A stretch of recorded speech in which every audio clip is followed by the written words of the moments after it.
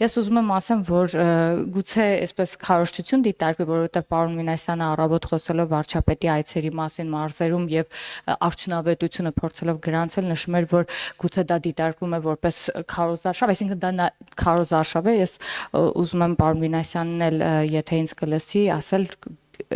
վարչապետ ընտրվելուց հետո կա որևէ շաբաթ վարչապետի աշխատանքի, որ վարչապետը չի եղել որևէ մարզում որևէ աշխատանքային գործունեության մեջ եւ զարմանալի է, որ այսինքն զարմանալի չի իրենց քաղաքական առաջնորդը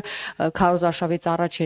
ստիպված է շփում ժողովրդի հետ, որպեսզի քվե հավաքի, ինչպես ինքն է նշել իր խոսքում, բայց մենք այդ առումով չենք առաջնորդվում, թե падգամավորներս եւ թե վարչապետը